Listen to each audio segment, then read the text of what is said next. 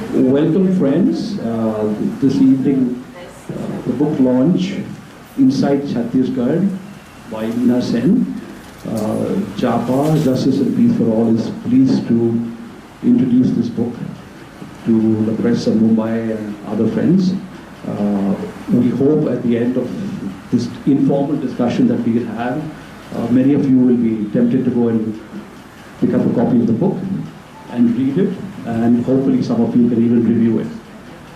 We have an eminent lot of people here. Anand, Patwardhan. I don't think anyone actually needs an introduction, but I shall do a brief introduction. Anand Patwardhan, eminent documentary filmmaker, arguably India's best.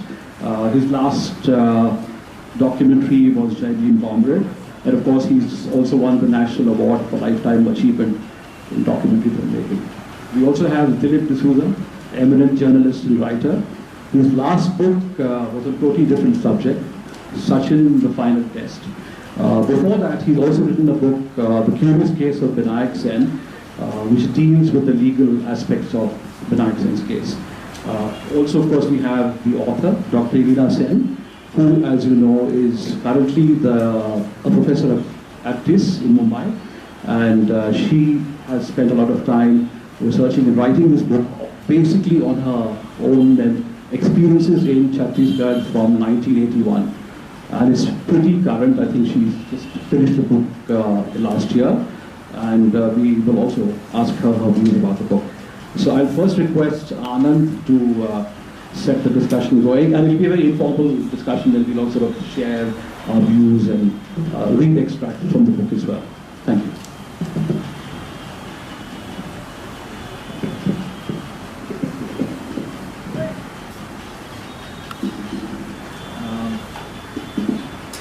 So those who haven't read the book yet are in for a treat. I'm only halfway through it because I just got a copy very recently, and it's a very personal journey, but at the same time, because Ilina is, I guess, a sociologist of some kind, so the book is I'm sorry. The book is full of sociological understanding of the places that she goes to, and it's of course a political journey. As you all know, who Vivek Sen is and what happened to him, and the book starts with Vivek Sen's arrest and the beginning of the trial, but it doesn't. I was surprised to find that it doesn't dwell on it in great depth.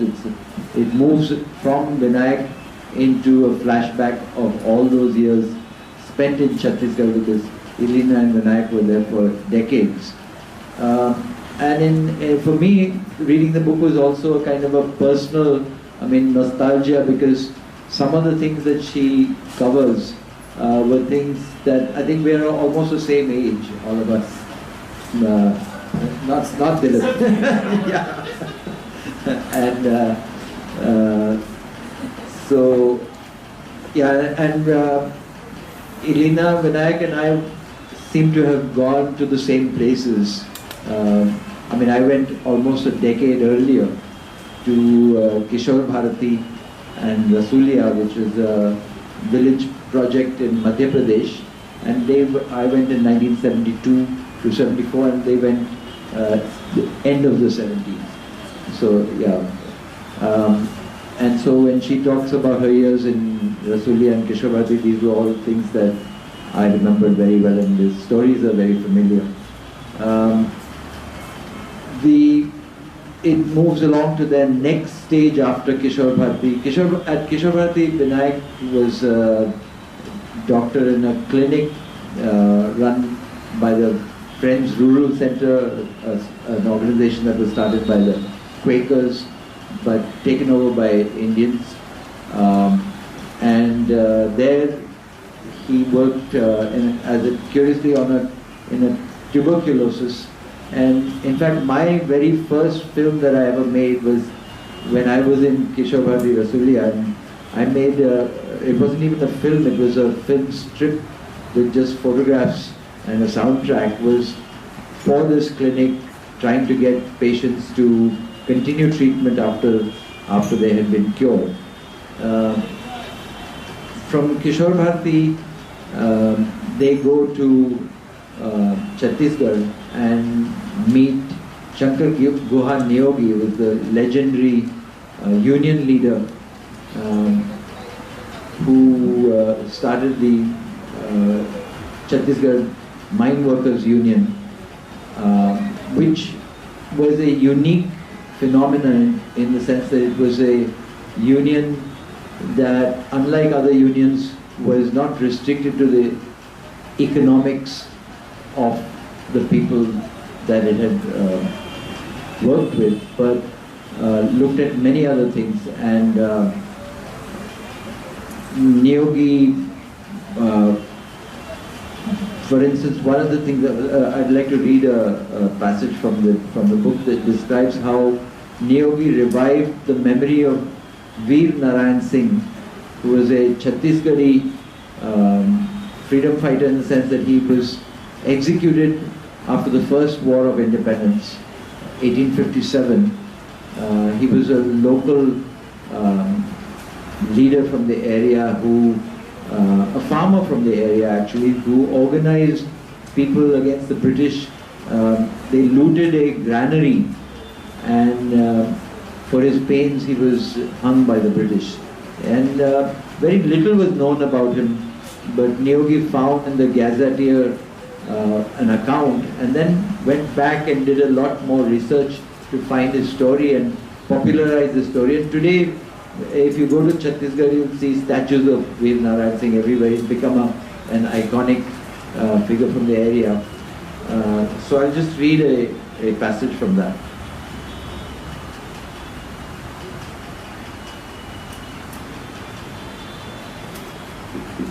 Building the legend of Veer Narayan Singh was a saga in itself. Neogi, with help from Sahadev Sahu, was instrumental in rescuing from the depths of the old gazetteer of Raipur the history of Veer Narayan Singh. Neogi felt the workers needed a history of people's resistance that they could connect to and be proud of. The sketchy accounts of Veer Narayan Singh's execution after the defeat of the 1857 movement in the gazetteer provided the material on which he based this effort. Neogi and Sahadev travelled to Sonakhan, Narayan Singh's village, at the base of the dramatic Kurupat Dongri, after several adventures en route. From their interviews with people there, Neogi and Sahadev pieced together a story that was completely different from the sketchy account of the gazetteer and the demonizing accounts of British administrators. Narayan Singh was the Binjwar Adivasi Zamindar of Sonakhan, whose traditional authority had been circumscribed by the British when they took over Chhattisgarh after defeating the Marathas shortly before 1857. The changes in revenue policy introduced by the colonial administration led to considerable agrarian distress, and there were severe droughts in the 2 seasons preceding 1857. The local revenue collector, who extended loans to the British residents at Raipur, was however flush not only with money, but also grains which had been deposited by desperate peasants as revenue or deposits against cash loans. Narayan Singh is reputed to have advised the hungry people to ask the revenue agent for paddy and to take the grain by force if he did not respond to their requests. When people took to the latter course, the agent went running to the British resident, who sent troops to curb the rebellion that had broken out in Sonakhan. The company troops burnt Sonakhan, and the villagers fled to neighbouring Orissa through the forests of Padampur. For a short while, Narayan Singh joined Surendra Sai, the 1857 revolt leader from Sambalpur, but he was captured alive after a failed battle and was brought to Raipur and executed. The epithet Veer, brave, appears to have been given to Narayan Singh by the people he led, attached itself to his name, and had passed into the 2 lines devoted to him in the British Gazetteer of Raipur. But his story was really given flesh and blood by Neogi. He not only spoke about the saga of Veer Narayan Singh to the workers and in village meetings around Galli Rajhara, he wrote a small booklet on him and discussed the entire saga with Hari Thakur, a poet and historian from Raipur, who emerged as a champion for the idea of Chhattisgarh in the 80s. Thakur wrote a long poem on Veer Narayan Singh, Sonakhan Ki Dharti, the field of Sonakhan, which was printed along with Neogi's write-up in subsequent editions of the booklet.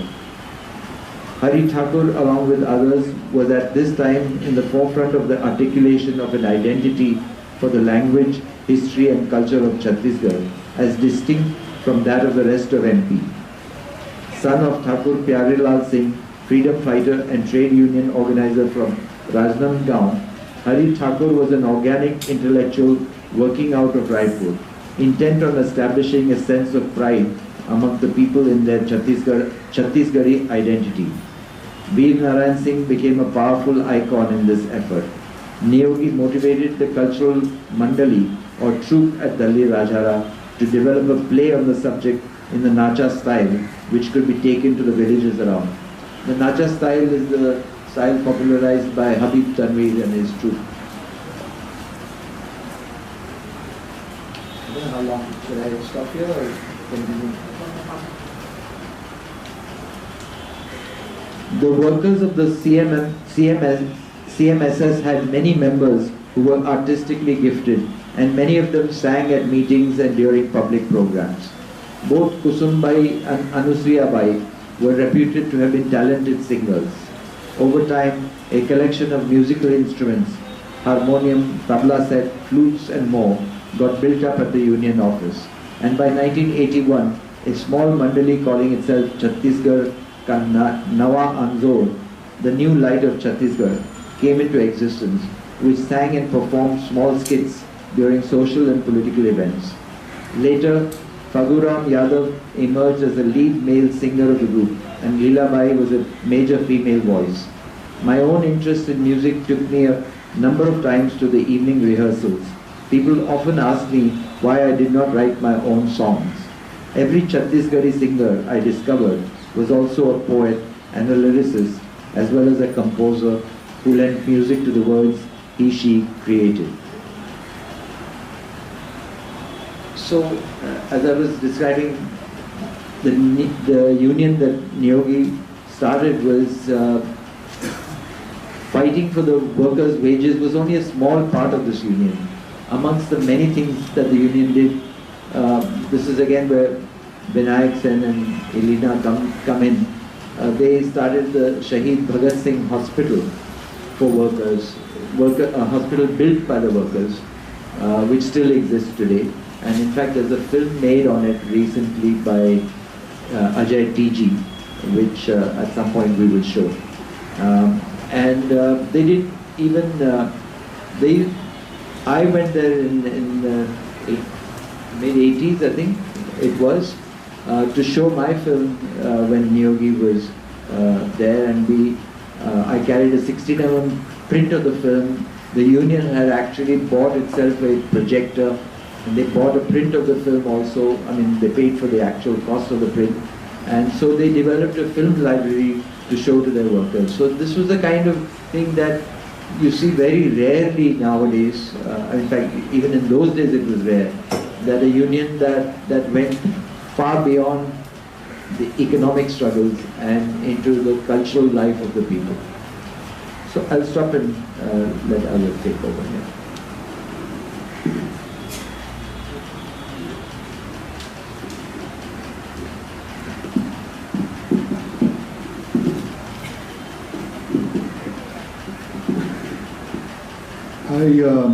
I feel distinctly privileged to actually be talking about this book, because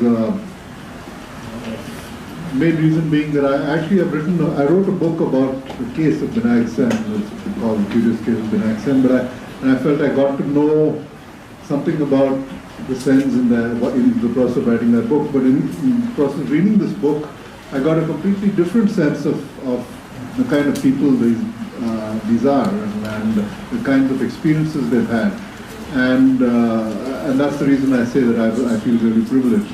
I don't know, Ilina, if you meant it fully, but I felt growing sadness reading this book, One reason, of course, is the case that is pending against Vivek Sen, but of course, you don't dwell on that very much and you don't write about that very much. So that's not really the reason for the sadness.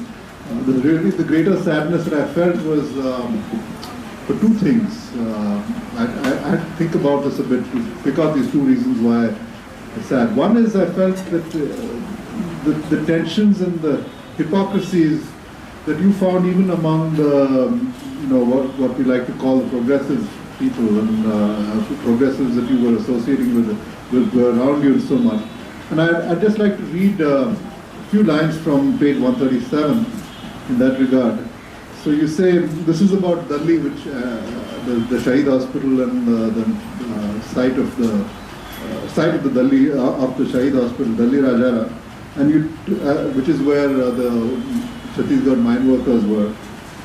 And you write this, you say, workers from Delhi who retired to their villages often built large and opulent houses beyond the imagination or capability of their poorer neighbors. Many bought lands, fiercely abrogating their own landless past, and haggled over minimum wages with the workers they hired. And this seems to me a negation of everything that they were, in a sense, fighting for. And the CMM candidates in village and district bodies, with a very few honorable exceptions, were no different from those in any other political organization. They were efficient or inefficient, as corrupt and as arrogant as the next person. In many ways, the Nava Samaj, the new society of Delhi Rajara, stayed, this is the saddest part really, stayed limited to the memory chip of the participants of and the witnesses to the short-lived Delhi Rajara spring. And she goes on in that vein. So that was one aspect of this book that made me really sad. And the other is the state of Chhattisgarh today. And in fact, from its very formation, Chhattisgarh, to me, reading this book, it seems to me it was formed and it filled a lot of people with a lot of euphoria and idealism and it's the only other time I've heard of this kind of feeling was when I've heard people talk about 1947. There was this tremendous feeling among a lot of people of euphoria and optimism about the future. And it seems to me there was a little bit of that when Chhattisgarh was formed. And Ilina writes about that, but also talks about how that evaporated very fast and talks about the growing suspicions. And I want to give you a small personal example of that. I'd gone to a place that Ilina mentioned in this book called the Jan Swasthya Sahyog, which is in near Bilaspur, a group of doctors who work there, rural health clinic basically, and they have an outreach program and so on. So I'd gone there with a photographer friend of mine from England, and we spent a week there, and we were staying with my brother and his wife who were actually working at this Jan Swasthya Sahyog. And we went to one of the outreach clinics with them at one point, and we were coming back, and we stopped for chai somewhere at a little marketplace, a small place. There was a little marketplace. So my friend, being the photographer that he is, took his camera out and just wandered around taking pictures. And then we got back in the jeep and went back to Ganyari, which is where the clinic was, and back to Bilaspur. A few days later, we were back here, and that was the end of that, or so we thought. A week after that, my brother and his wife and the other doctors at this place in Ganyari get this call from the CID or the CBI, I'm not sure which one of those agencies in Chhattisgarh, saying, we heard there was this British national with you who was taking pictures at this marketplace. How come you didn't come and report him to us? How come you didn't give us his passport details and name and on and on? And it just struck me, here was this completely innocent visit. Just we stopped somewhere to have chai, and there were people there who were actually then picking up the phone and telling the CBI or CID, whatever it is, that here's this foreign-looking man taking pictures. And that seems to me that was a really, that was a kind of image of the kind of place Chhattisgarh has become. And that's what I mean. This book really gives you a sense of that. Another example that she talks about in the book is an account of a wife of a Madhya Pradesh minister who's in a women's organization. Right, she's also the national. So she comes for a meeting that that Ilina has organized. She's the wife of a BJP minister, so she's part of the BJP party. But she starts by questioning Ilina's credentials to hold this meeting at all, and goes on from there. It's worth reading that passage in the book. And you don't need to know about what's happened to Vivek Sen to get this feeling of foreboding reading this book that I got. And in fact, like I said, Ilina doesn't even actually write about that, but in a sense it's almost that because she doesn't write about it that it hangs over the book like a dark cloud. But above all, really, she makes us wonder, I think, at the state of that state today. And like I said, I think it exists. The roots of it are in the very birth of Chhattisgarh. And again, I'd like to read out something and then draw a parallel for you. Ilina quotes a policy document from the Chhattisgarh mineral policy and the objectives of the policy that she quotes. And here she says, the basic purpose of the formation of Chhattisgarh, this is a government policy document, okay? It says the basic purpose of the formation of Chhattisgarh will be defeated if the natural resources are not used due to the constraints of stringent forest laws and environment problems. Here's the government of Chhattisgarh saying, we don't want to be bound by these laws that the government of India has. There were, many years ago, there was a company called Enron that came to India and set up something called the Dabol Power Corporation, south of here, in a place called Kohagar. I'm sure everyone in this room remembers Enron and the DPC. And I just want to remind you of something that they did a whole lot of things. Okay, it is very well documented in a wonderful book called Power Play by Abhay Mehta. But so one thing they did was they managed to somehow get the chairman of the MSEB, the regulatory body for the supply of electricity in the state. The chairman of MSEB actually writes to the government of India and he says this, and I'm quoting from that letter, okay? Public and judicial scrutiny of the business policy and decisions as per the Companies Act will not be acceptable to a company like DPC. So DPC is saying, look, we want to work in this country, but we don't want to be, we don't want to be bound by our laws. And not only that, it's not them writing, they managed somehow to get the chairman of this electricity body to write to the government and say that. So, I mean, it's one thing I feel for a private company to say something like that we don't want to be bound by laws. But for a state government to do the same thing, there's something a little rotten right there. And that's the part I felt that, that truly left me a little depressed, absolutely depressed reading this book. So, it's a detailed, it's a forthright, it's a revealing book, but it's above all, I'm sorry, Ilina, it's a profoundly dismaying book, but I still urge all of you to read it. Thank you, Anand and Dilip. Just 2 points which come up from what Dilip said. He talks about this foreign journalist who's supposed to be, why is he taking photographs, why are you not reporting us, reporting him to the police, whatever. That now extends to Indian journalists. Today, I don't see any Indian journalist who really can go outside of Raipur and maybe Bilaspur and go anywhere near Dantewara or Bastar and do any kind of investigation of any meeting. And so an Indian cameraman like Satya or Ashwini or anybody else, he is pursued by the cops if he goes with a camera. So what used to happen, what happened to the foreign journalists is today happening to Indian journalists. So really, we're finding very few people from mainstream media or even otherwise going to Chhattisgarh today because of the conditions that prevail, especially in Dantewara area. The other point which he brought out of Enron, which says Enron doesn't want all these government rules and regulations. What we have today in parallel today, happening right now, just last week or 2 weeks ago, is we say, okay, we want nuclear power plants, and nobody is liable for it. The supplier is not liable for it. So what's happened with Enron is now attempted with a nuclear deal with the US.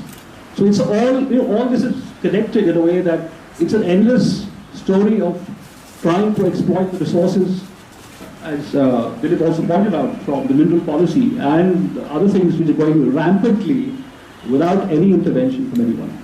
I'll now request Ilina to say a few things about her book, and then we can all have a little more discussion.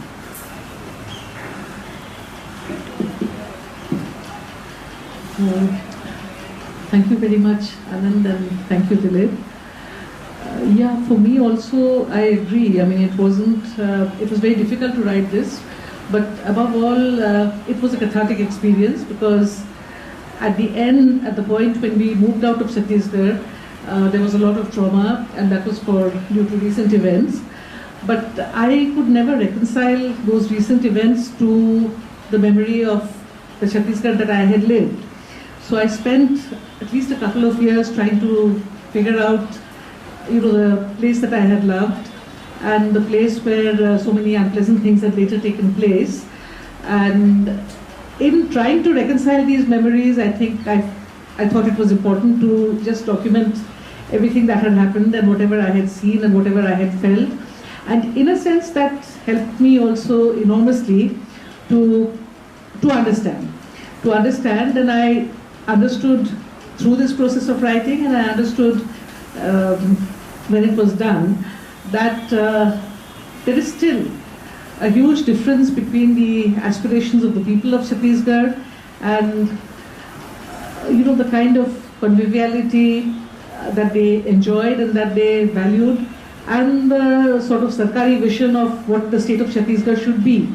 That there was at some level some kind of contradiction, and then it took me a long time. It took me a long time to do this, and it was at times very difficult for personal reasons.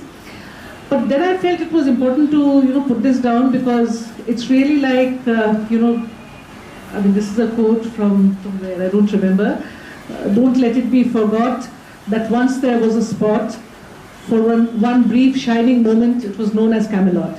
So something like this, something like the Chhattisgarh Mines Shramik Sangh, it had many limitations. It's important today to, 30 years later, to recall the organization, also to understand that where we went wrong and where we failed, because unless we are able to confront our history, we will, never do better next time. So, despite the weaknesses, despite the problems, it was an extremely, inspirational time and an inspirational organization to live in. And much of our later experience with the Gond Adivasis was also very significant and enormously enriching for myself, and I believe for everybody who lived through that. And it was just important to put it all down, and I just hope that people have the patience to read through it, because it does get a little dark at times. Yeah, that's about all that I wanted to say. I mean, I am relieved that it's over. I'm relieved that I managed to get it down without any of my personal bitterness seeping in. I tried to keep that away, but maybe it's coming sometimes. But I tried to be objective. I tried to be fair. Tried to deal with concrete situations. But it was, and Chhattisgarh, the experience of the struggle of the peoples of Chhattisgarh, their creativity is really something to remember in these very bleak times. Thank you.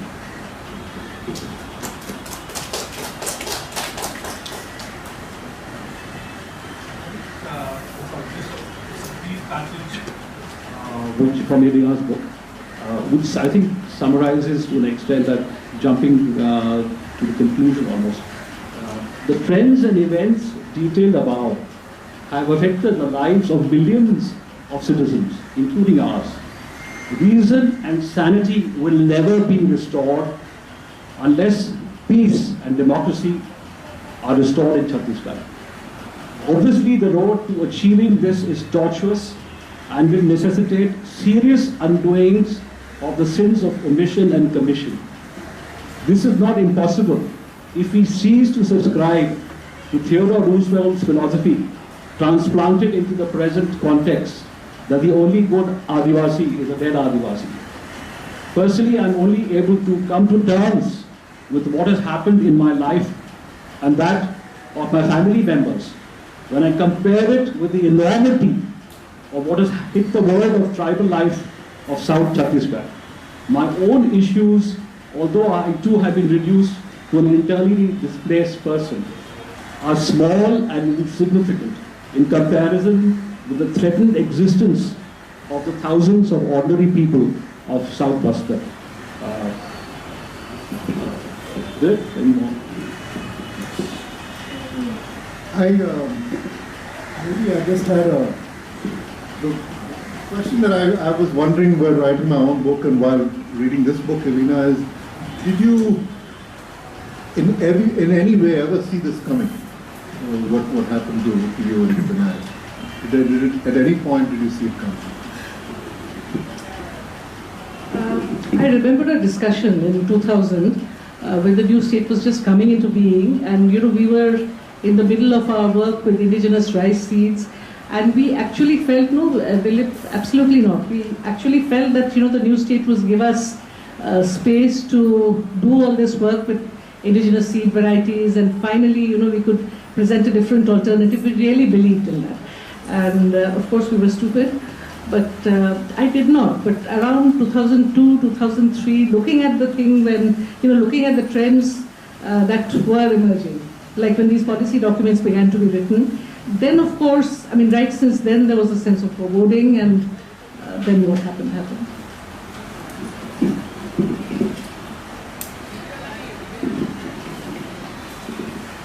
In a sense, I think that anybody who is trying to understand what is happening in Chhattisgarh today should start with this book, because it tells you what happened in Chhattisgarh many decades ago.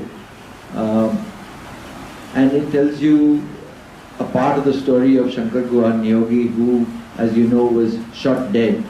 I don't think his killers have ever been caught. They've caught some people, but they've never caught the people who paid for his murder. And you can see this history repeating itself again and again. Just today, we have Govindarao Pansare shot dead. Not shot dead, but shot very gravely injured. We hope he survives. A few years ago, Dabolkar was shot dead. Again, his killers are not caught. And so what happens later to Vinayak, put in jail for no reason, and many others put in jail for no reason. This is a trajectory that the whole country is going through. So I think that this book is very important to even understand the mechanism of what is at play. Questions or any reactions from the audience?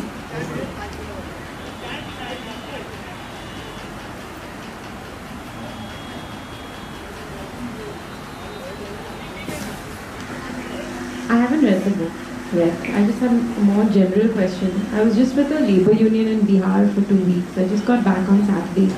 And one of the things that we talked about a lot was the growing rural-urban divide. And it seems like in your book, you've captured deeply a life which very few people see these days, whether it's in Chhattisgarh or it's in Bihar or it's in Maharashtra. The fact is that whether it's tribal or just generally the lives of people who are in rural areas, there's just no, if you've grown up in a city, the public system seems to be designed in such a way now, the system seems to be designed in such a way that there's no need to create for people to interact with life outside of the city in any way. And for that matter, with the government at large, or with what being part of a democracy means at large.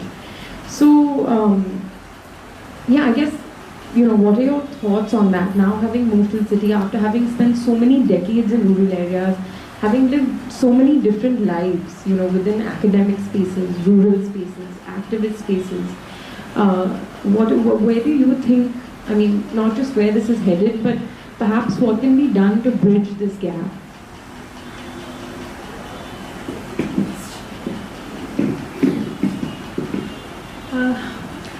Actually, I don't think it's completely a question of rural and urban, because even when I lived in Dali Rajara, for example, Dali Rajara was a small town, but by international standards it had a population of how much?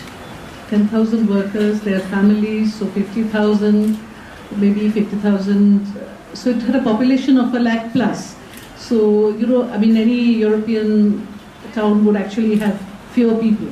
So it wasn't a, it wasn't a rural area. But I think the important thing was that the people who were there and the people with whom we interacted and the people who were proud of their own heritage and the people who were in the organization, they were people who believed in the power of the working class. The power of, I mean, it sounds very cliched when you say it like that, but they believed in, the strength of the toiling classes, and that was important. That was extremely important. There were intellectuals, there were people who had gone from urban backgrounds, but, today I meet many more people who, who ask questions like, you are from a Savarna family, and do you really ever feel the pain of caste? I mean, exclusions, the idea that you have to be born into that exclusion to understand it, this has grown. And that was not really the case earlier, because if you believed that there was a divide between the haves and the have-nots, and if you stood on politically on one side of the divide, people accepted me. I mean, people in Dalirajara accepted me very, me, my husband, my daughters, very warmly as, as part of themselves.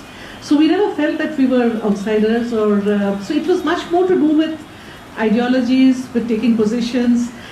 And I don't know whether I'm able to answer your question at all. But today the positions are much more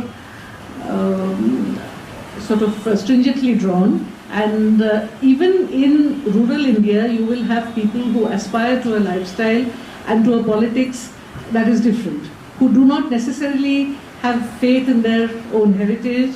And I mean, many things have contributed to this, including media, including the kind of education we've had. We've not been taught to, value what was good in our tradition, etc., etc. What is bad, of course, check out and use democracy and democratic consciousness as a sort of as a marker, what to keep and what not to. But anyway, these are very convoluted questions, very complex questions. But of course, the divide between rural and urban India has also grown. But much more than that, the divide in incomes, the divide in aspirations, the divide in the politics of equity and the politics of difference has grown much more. So I think that is the crucial difference. Anand ji, 21वीं सदी में छत्तीसगढ़ इन विकासशील area में कहाँ है, कहाँ पहुँचा है? आपको पूछ रहा हूँ क्योंकि आप फिल्म मेकर हैं। आपके हिसाब से इन 21वीं सदी में भारत के विकास में छत्तीसगढ़ का कितना हिस्सा है और अभी कहाँ है छत्तीसगढ़?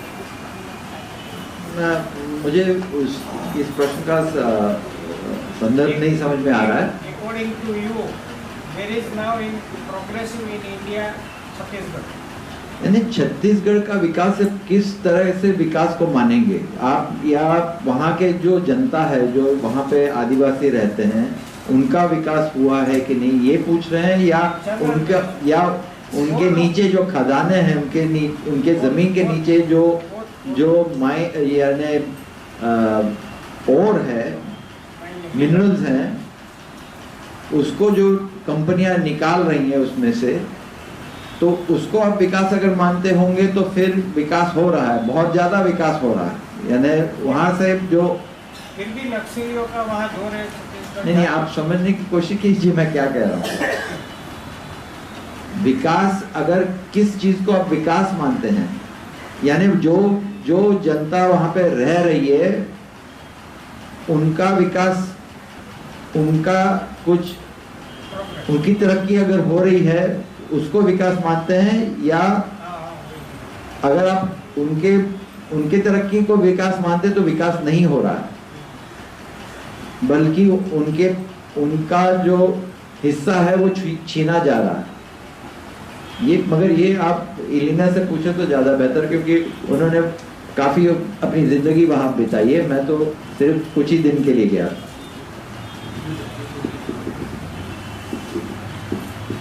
नहीं, मेरे हिसाब से देखिए, आप छोटी घटना की ओर आपका ध्यान आकर्षित करूं कि अभी कुछ महीने पहले 13 महिलाएं बिलासपुर में एक स्टेरिलाइजेशन कैंप के बाद किसी प्रकार के गड़बड़ी के कारण, अब एग्जैक्टली क्या है वो अभी तक फिक्स नहीं किया गया, उनकी जाने गई, जबकि ऐसा होना नहीं था।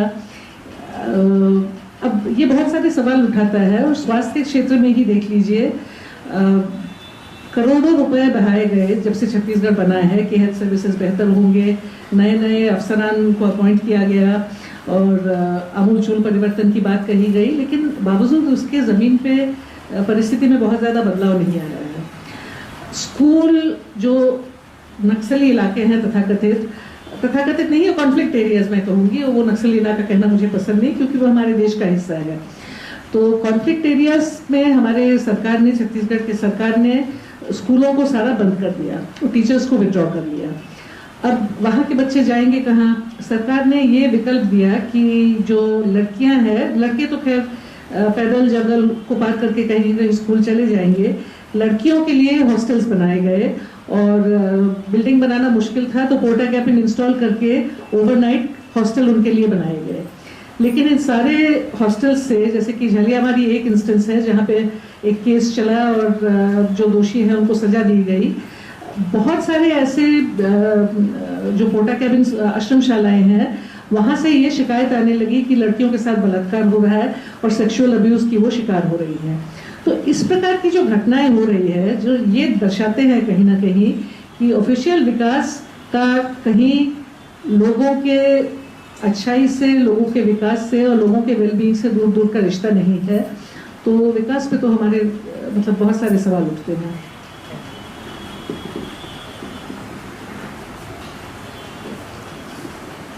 Ilina, just back to something you said earlier, I want to again ask, do you think any of these developments that happened in the 70s and 80s, let's take for example the coming up of the Shahid Hospital, would it happen today?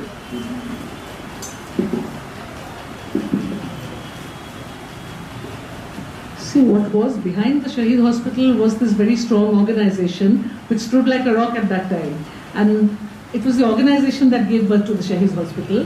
I mean, although there was doctors X and Y and Z who are, reputed to be the founders of the hospital, if the workers and the workers' organization had not stood behind them, it would never have happened.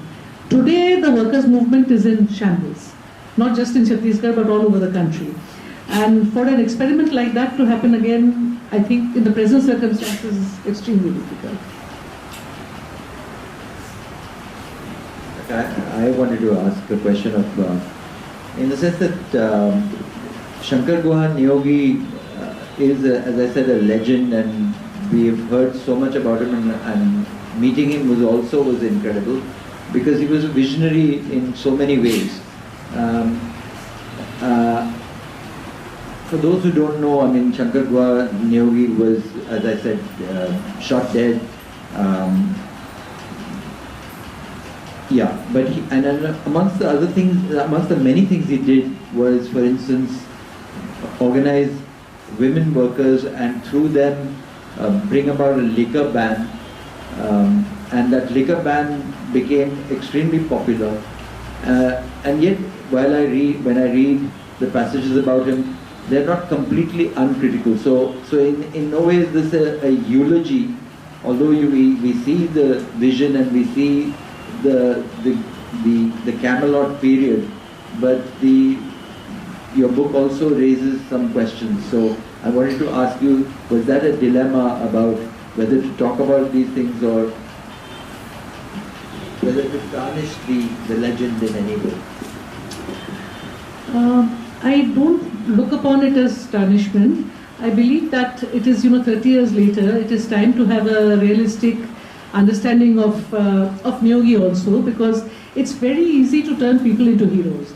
I mean, Shankar Guha Niyogi was, this Masiha who came from the clouds and who descended on Delhi Rajara and, organized the Adivasis. Anand, even what you said just now, that, he organized the women.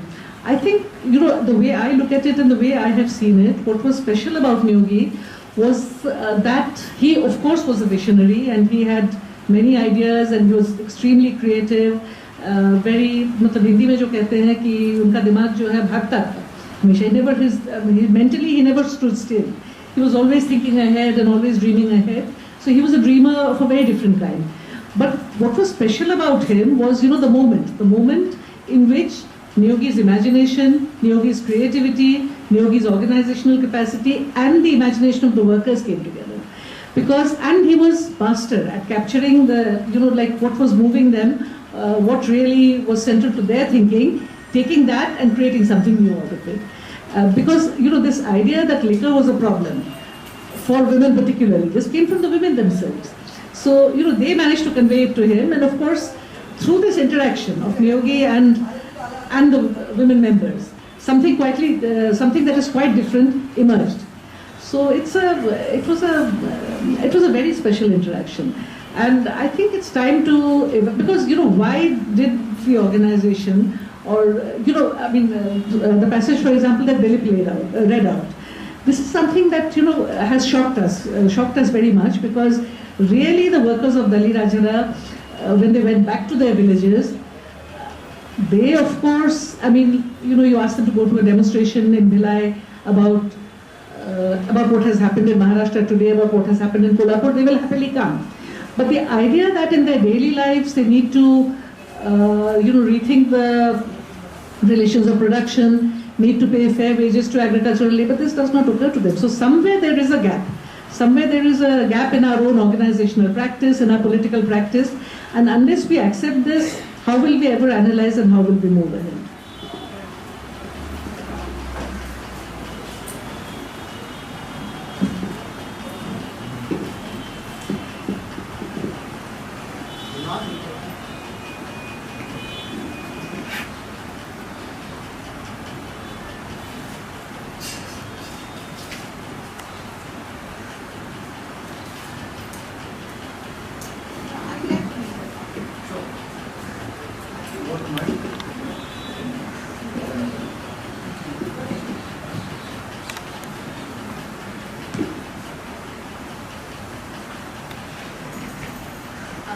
To me, there's something very sinister about this, because on one side, you talk about the shortage of doctors, for instance, in the rural areas, and forget about the tribal areas, the forests, unreachable places where you work.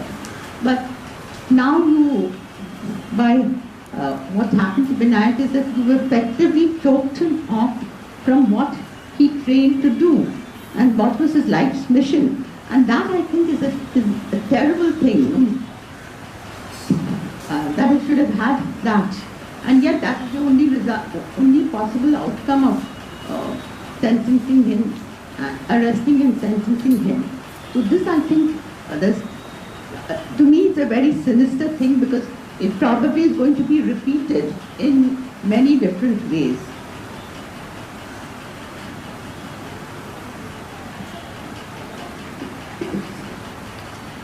Actually, I think at a very basic level, questions of governmentality and questions of, citizens' own initiatives. What the people of Dali Rajara did, it was a workers' movement, yes, but it was also a citizens' initiative. They took their lives into their own hands and they created something. Now, in the case of Vinayak's arrest and, the health work that was happening there, that of course ground to a halt. And in 2007, after his arrest, the state response was to build a double-storied pakka structure next to where his clinic used to be, and say that the people, are now going to have a pakka rural hospital there. The building is there, but there are no doctors, there is no staff, there is nothing else. It's just a building, and it was inaugurated by somebody who came and cut a ribbon. And there's a little plaque, commemorating the event. So apart from that, there is nothing else. So this is the thing, that the state feels that, the state needs to deliver and everything, and somewhere people also at some level have been trained to believe that, the state will deliver. And the idea that, we can, slowly this is beginning to change. I think the Delhi elections were, one example, the election results. So somewhere there has to, we have to, even as middle class Indians, given the fact that no strong workers' organization like the railway unions, like Chhattisgarh Mines Shramik Sangh exists today, somewhere the idea that we can create things and we are not entirely dependent on the state for dole, this we have to understand ourselves, and then we have to activate. I mean, we have to act on that. Otherwise, it's extremely depressing. You're absolutely right. In that vein, Irina, it always struck me that the Chhattisgarh government's real aim in Vinayak's case was really not, I don't think they're really interested in seeing him through prison for life. They just wanted to make sure this man's career is destroyed. And in effect, that's what they've achieved. They don't, it doesn't need to go. They can just, adjourn the cases forever, the appeals forever, and the purpose is served. And that's the tragedy too.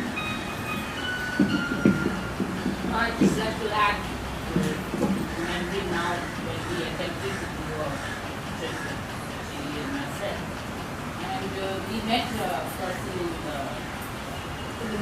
the town, one of the people in the town. He wouldn't give us his name, and he told us that, this Chhattisgarh Public Safety Act, I think, and the air of suspicion. He felt that just by, I think he was not even a proper journalist, he was like a stringer, occasionally writing for the papers. And he said he had been forced out because he had raised questions on the PDF. And he was so scared for his life, he made us meet him outside his shop.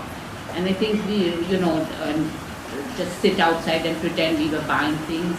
And I think we also met that journalist who then was subsequently killed.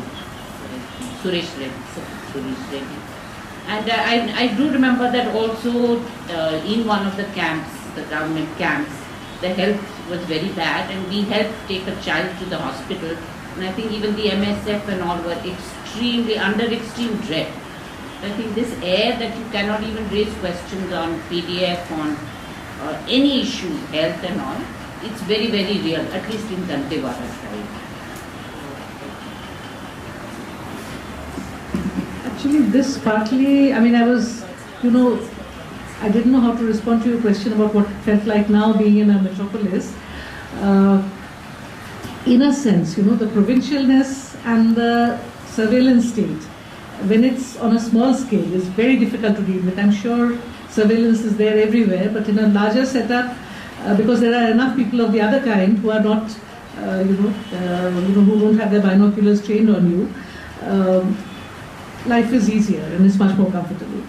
So this is another unfortunate aspect of life in small towns and small states and rural areas of conflict-ridden states.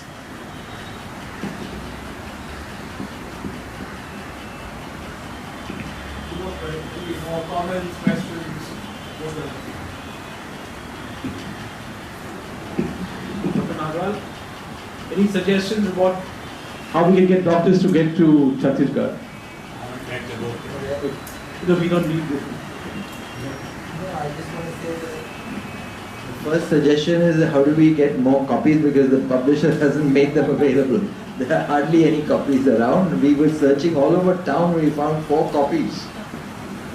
Actually, the publisher sent precisely 50 copies to Bombay, and I believe they have all gone. And it's a very large reading public, so we have to motivate them to send more.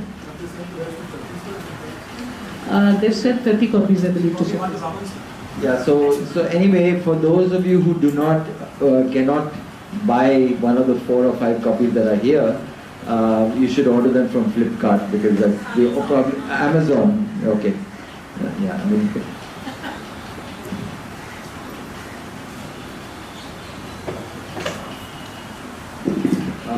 Thank you very much, all of you, for coming. As Anand said, the bad news is we have about 6 copies with us, which we are prepared to part with if people are interested. Beyond that, we have to check out at Amazon. Penguin has said there are no more copies available in Mumbai. So probably the second lot will come sometime later. So the copies that we do have are at the back, and Sanika will help you to purchase them if you're interested, and Ilina will be more than happy to issue them.